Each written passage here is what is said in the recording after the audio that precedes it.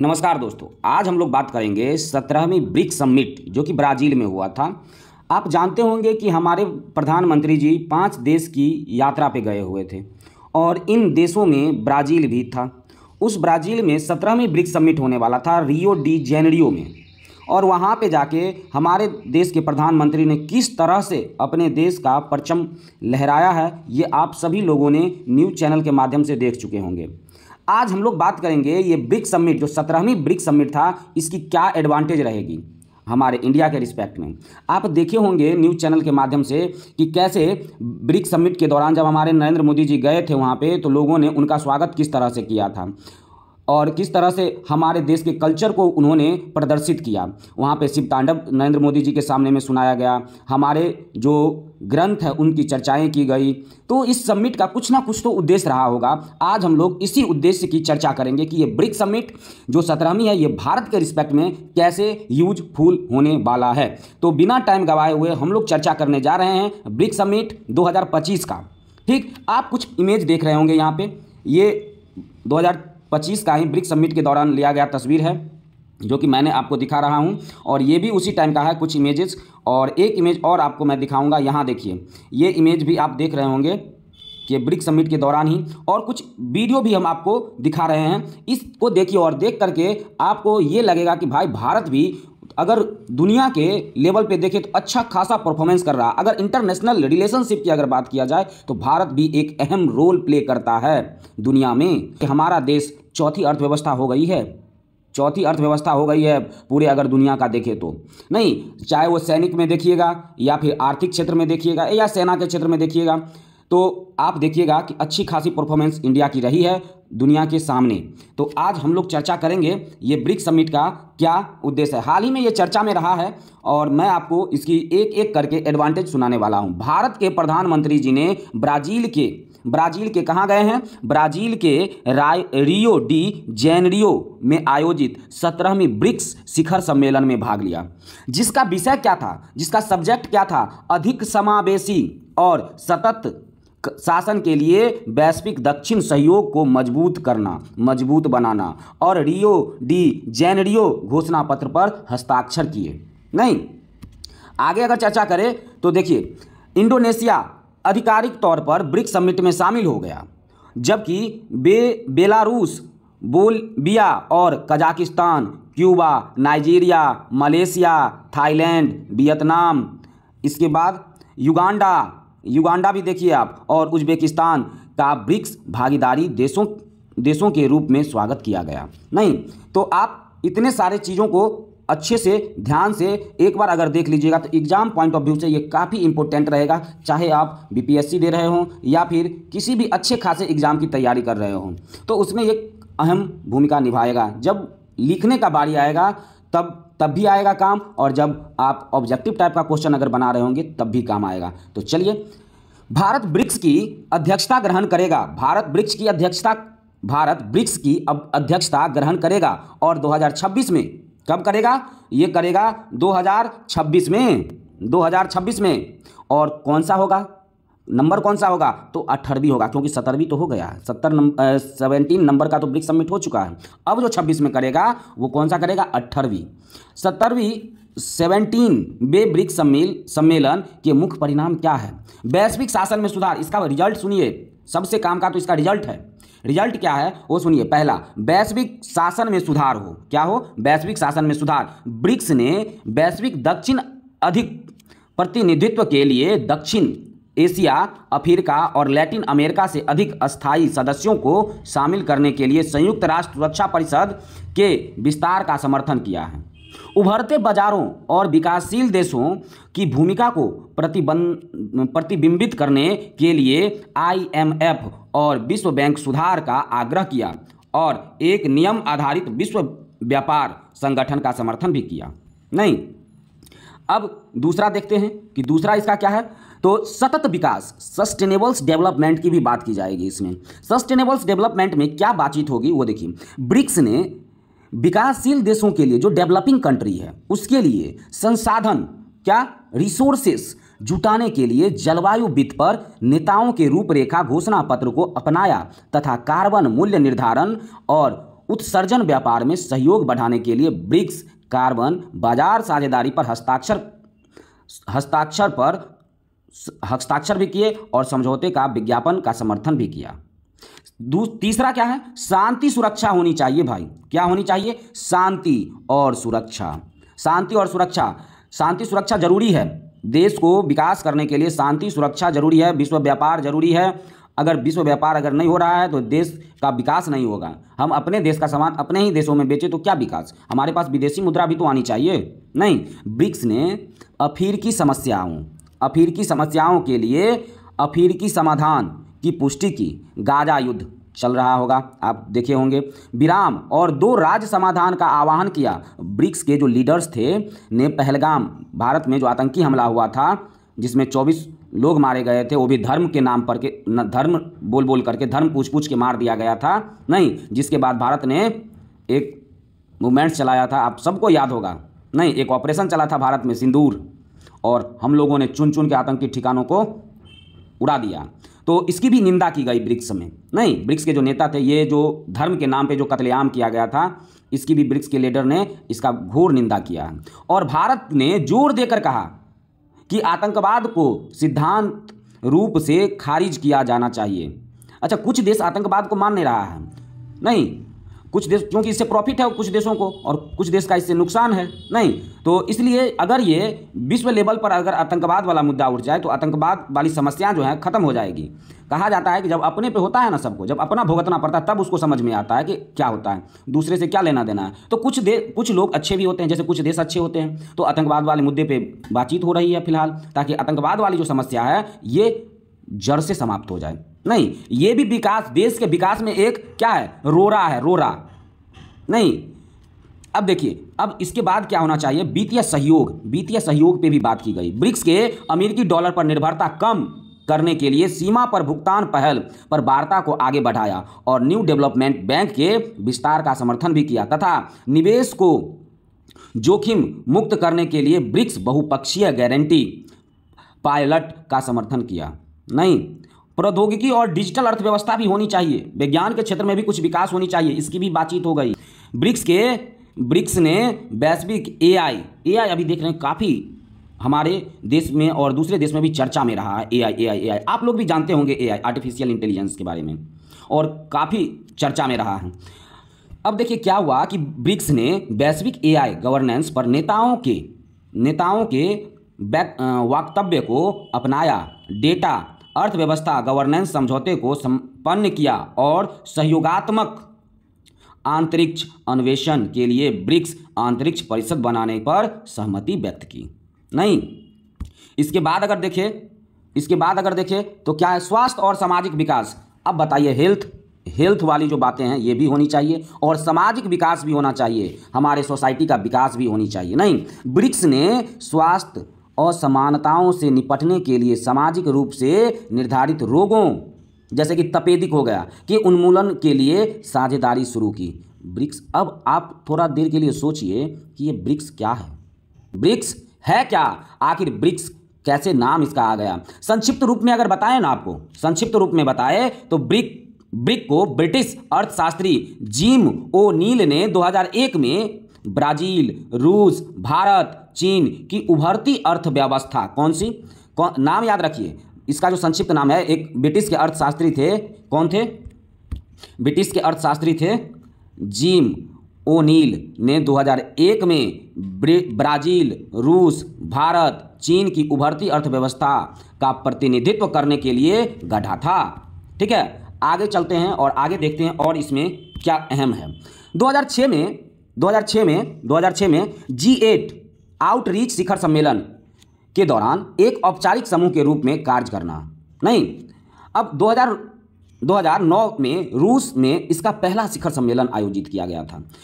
तो आपसे पूछा जा सकता है कि ब्रिक्स में सबसे पहला जो सम्मेलन था कहाँ हुआ था और कब हुआ था? तो 2009 में हुआ था और ये रसिया में हुआ था। नहीं, 2010 में दक्षिणी अफ्रीका के शामिल होने के साथ यह ब्रिक्स बन गया। नहीं, जब साउथ अफ्रीका भी इसमें शामिल हो गया तो ये ब्रिक्स बन गया। पहले ब्रिक था, नहीं, और जब इसमें साउथ अफ्रीका भी शामिल हो गया तो एस लग गया और ब्रिक्स बन गया।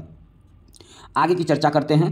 नहीं, सदस्य शुरुआती 5 था। इसका सदस्य की अगर बात करें, ब्रिक्स बन गया और सदस्य शुरुआती दौर में तो 5 ही था, ब्राज़ील, रूस, भारत, चीन और साउथ अफ्रीका। 2024 में, कब? 2024 में, मतलब पिछले साल, ईरान, संयुक्त अरब अमीरात यूएई और मिस्र और इथोपिया समूह में शामिल हो गए, जबकि इंडोनेशिया 2025 में इसमें शामिल हुआ। सऊदी अरब की अगर बात करें, सऊदी अरब ने भी अभी तक अपनी ब्रिक्स सदस्यता को औपचारिक रूप से नहीं दिया है, जबकि अर्जेंटीना इसके शुरू में 2024 में शामिल होने की उम्मीद थी, बाद में इससे बाहर हो गया। अब महत्व क्या है इसका? नहीं, ब्रिक्स विश्व की 45% जनसंख्या, कितनी प्रतिशत? 45, कितनी? 45% जनसंख्या और वैश्विक सकल घरेलू उत्पाद का, जीडीपी का 37.3% हिस्सा रखता है। ब्रिक्स अकेले विश्व का जितना जनसंख्या है उसका 45%, और अगर जीडीपी का अगर देखें बात तो 37.3% हिस्सा रखता है। अहम हो जाता है। जो यूरोपीय संघ के 14.5% और G7, जिसमें भारत शामिल नहीं है लेकिन जाता है नहीं गेस्ट के तौर पे, और उस G7 का 29.3% से अधिक है। ब्रिक्स की जो प्रमुख पहले हैं इसकी भी चर्चा हो जानी चाहिए कि इसकी प्रमुख पहले कौन कौन सी है। नहीं, तो ब्रिक्स की पहली पहल क्या है? नया विकास बैंक 2014, आकस्मिक रिजर्व व्यवस्था, ब्रिक्स अनाज विनियम, ब्रिक्स त्वरित सूचना सुरक्षा चैनल, STI फ्रेमवर्क कार्यक्रम 2015 आदि इसका मुख्य पहल है। नहीं, अगर ब्रिक्स वैश्विक शासन में शक्ति गतिशीलता को किस प्रकार पुनर्परिभाषित कर रहा है? नहीं, ये भी चर्चा करने लायक है। तो ऊर्जा सुरक्षा की अगर दृष्टि से अगर देखा जाए तो ईरान, सऊदी अरब और संयुक्त अरब अमीरात के शामिल होने से ब्रिक्स अब वैश्विक कच्चे तेल उत्पादन का लगभग 44% हिस्सा रखता है भाई, जिससे यह ऊर्जा सुरक्षा सुनिश्चित करने और तेल की कीमतों और आपूर्ति श्रृंखलाओं को प्रभावित करने में एक प्रमुख देश बन गया है। सामरिक वार्ता के लिए तटस्थ स्थान, द्विपक्षीय अगर तनाव को अगर देखा जाए के समय, जैसे कि भारत चीन, एक सेकंड इसको थोड़ा सा हम ऊपर कर दे ताकि आपको साफ साफ दिखाई देना चाहिए। तो बात क्या था कि सामरिक वार्ता के लिए तटस्थ स्थान, द्विपक्षीय तनाव के समय, जैसे कि भारत चीन, डोकलाम गतिरोध, इसके बाद ब्रिक्स संरचनात्मक जुड़ाव को प्रोत्साहित करने वाले संवाद के लिए एक तटस्थ गैर पश्चिमी राजनीतिक मंच प्रदान करता है। बहुपक्षीय सुधार के लिए साधन भी है। क्या है? बहुपक्षीय सुधार के लिए ब्रिक्स भारत और अन्य देशों को संयुक्त राष्ट्र सुरक्षा परिषद, विश्व व्यापार संगठन IMF और विश्व बैंक जैसी वैश्विक संस्थाओं में वर्तमान वैश्विक वास्तविकता को प्रतिबिंबित करने हेतु सुधार हेतु एक सामूहिक मंच प्रदान करता है। इसकी एडवांटेज देखिए कि इसका एडवांटेज कितना है और इसकी आने वाले समय में कितना रोल प्ले होगा, ये भी देखिएगा। कितना इसका जो पूरे देश में कितना चर्चा में रहेगा, ये भी देखने के लिए आपको मिलेगा आने वाले समय में।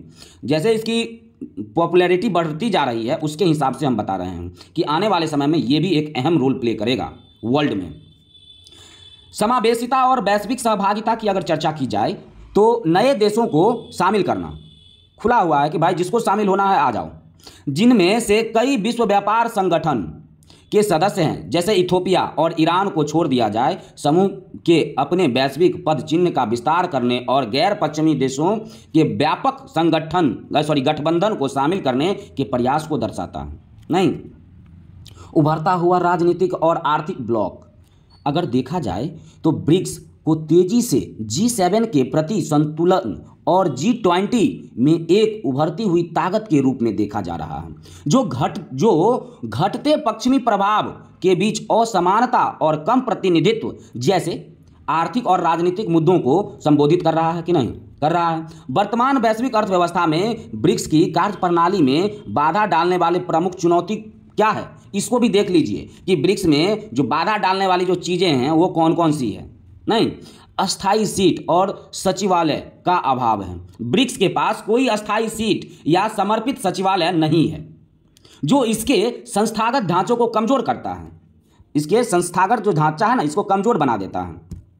नहीं, इसका डिसएडवांटेज है कुछ, क्योंकि इसके पास कोई अस्थाई सीट नहीं है, सचिवालय नहीं है, जो इसके जो स्ट्रक्चरल फॉर्म है ये इसको कमज़ोर बना देता है। अस्थाई संरचना की अनुपस्थिति निर्णय लेने की प्रक्रिया को धीमा कर देता है, स्लो कर देता है और कम सुव्यवस्थित बनाता है। भू राजनीतिक विरोधाभास ब्रिक्स सर्वसम्मति के आधार पर काम करता है, जो सबका जो निर्णय होगा उसी पर यह काम करेगा। लेकिन इसका विस्तार यूएई, मिस्र के अमेरिकी गठबंधन और ईरान के प्रतिकूल रुख जैसे विरोधाभासों के कारण निर्णय लेने को जटिल बना देता है, जिससे 2 मिनट थोड़ा सा आगे कर देते हैं ताकि साफ साफ दिखाई भी तो देना चाहिए ना। हाँ, जिससे NAM और G77 के समान संभावित अप्रभाविता का खतरा है। कमजोर होती ब्रिक्स अर्थव्यवस्थाओं और अप्रयुक्त क्षमता। चीन की आर्थिक मंदी, विकास दर 2023 में अगर देखें तो 5.2% से घटकर 2024 में 4.6 हो गई तथा 2028 तक ये 3.4% हो जाएगी, ये अनुमान है। तथा युद्ध और प्रतिबंधों के बीच रूस की भी गिरावट देखिए ना आर्थिक क्षेत्र में, वैश्विक आर्थिक परिवर्तन को आगे बढ़ाने की ब्रिक्स की क्षमता को कमजोर करती है। नहीं, इसके अतिरिक्त अगर देखा जाए, इसके अतिरिक्त अगर हम बात करें तो वैश्विक व्यापार में 18% से अधिक की हिस्सेदारी के बावजूद अंतर ब्रिक्स व्यापार केवल 2.2% पर कम बना हुआ बस 2.2%। प्रस्तावित ब्रिक्स क्रेडिट रेटिंग एजेंसी सर्वसम्मति की कमी के कारण अमल में नहीं आ सकी, जिससे ब्लॉक के भीतर संस्थागत जड़ता उजागर हुई।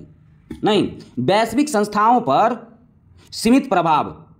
ब्रिक्स प्लस देशों के पास IBRD में केवल 19% मतदान शक्ति है, जबकि G7 के पास 40% है, लेकिन ब्रिक्स के पास केवल और केवल 19% मतदान की शक्ति है। नहीं, जिससे वैश्विक वित्तीय नीति पर ब्रिक्स प्लस का प्रभावित समिति हो सकता है। न्यू डेवलपमेंट बैंक के पास विश्व बैंक, IMF या IAIB के बराबर धनराशि का अभाव है। नहीं, धीमी गति से क्या हो रही है? धीमी गति से डॉलरीकरण में कमी हो रही है, जबकि ईरान, रूस, चीन अपनी मुद्राओं में व्यापार करते हैं। डॉलरीकरण में कमी के प्रयास असंगत बने हुए तथा हाल के विस्तार के बाद एक साझा ब्रिक्स प्लस मुद्रा की संभावना कम प्रतीत होती है। नहीं, आगे की चर्चा करते हैं थोड़ा सा। ब्रिक्स अपनी संस्थागत क्षमता और नेतृत्व की भूमिका कैसे बढ़ा सकता है?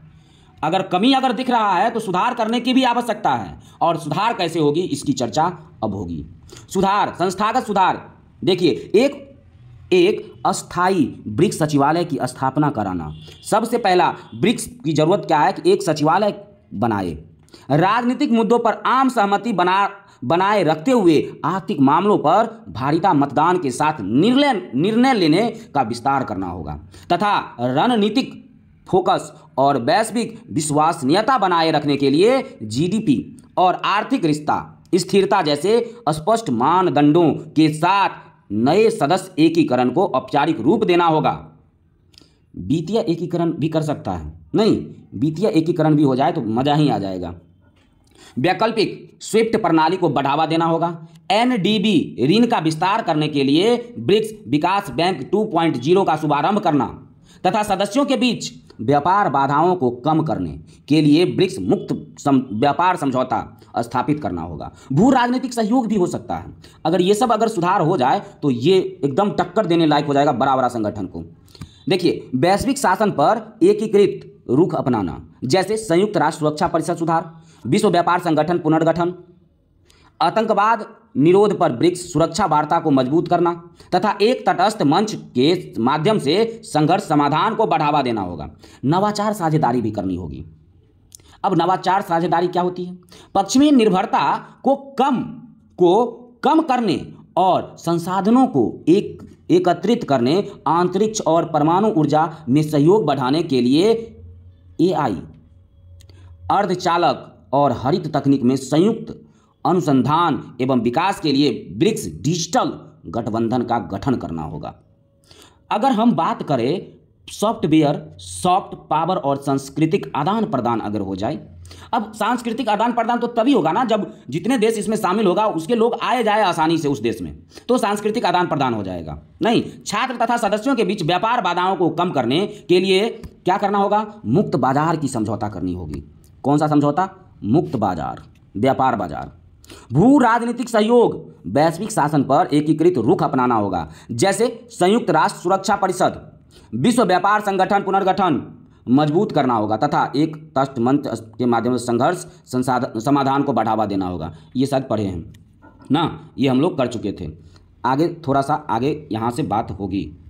देखिए और आगे क्या हो सकता है कि अगर निष्कर्ष की अगर बात करें, निष्कर्ष क्या, अगर पर्यटन को अगर बढ़ावा दे दे, वीजा मुक्त हो जाए, नहीं तो सांस्कृतिक आदान प्रदान काफ़ी हद तक बढ़ जाएगी और लोग अपने विचारों को शेयर कर सकता है आसानी से, अपने कार्यों को शेयर कर सकता है और देश की तरक्की तो एकदम चरम पे होगी। नहीं, तरक्की ही तरक्की मिलेगी। अब अगर निष्कर्ष की अगर बात कर लिया जाए, निष्कर्ष का, तो संस्थागत सुधार, वित्तीय एकीकरण और राजनीतिक एकता के साथ ब्रिक्स वैश्विक दक्षिणी प्रतिनिधित्व के लिए एक शक्तिशाली ब्लॉक के रूप में उभर सकता है। लेकिन काम भी करना पड़ेगा इसके लिए। आंतरिक विरोधाभासों को संबोधित करके और अंतर समूह सहयोग को बढ़ावा देकर यह समावेशी विकास को बढ़ावा देते हुए पश्चिमी प्रभुत्व वाली जो प्रणाली को चुनौती दे सकता है। भारत की 2026 की अध्यक्षता इस दृष्टि को आकार देने का एक महत्वपूर्ण अवसर प्रस्तुत करेगी। भारत के लिए भी यह एक अहम होगा कि 2026 में जो भारत अध्यक्षता करेगा तो ये कमियों को सुधार करे ताकि यह टक्कर देने लायक हो जाए, चाहे वो G7 हो या G20 हो। अगर ऐसा हो गया तो काफ़ी अच्छा खासा परफॉर्मेंस रहेगा इसका। तो चलिए आज के लिए इतना ही। हमने ब्रिक्स समिट 17 जो था 2025 का, इसकी चर्चा की और अच्छे से की, एडवांटेज डिसएडवांटेज सब देखे, क्या सुधार करना, लास्ट में हमने निष्कर्ष भी देखा। और जब आप एग्जाम में बैठिएगा अगर इससे क्वेश्चन अगर मिल गया आप 100% कर लीजिएगा। आगे आपकी मर्जी। तो चलिए आज के लिए इतना ही। धन्यवाद आप सभी लोगों को।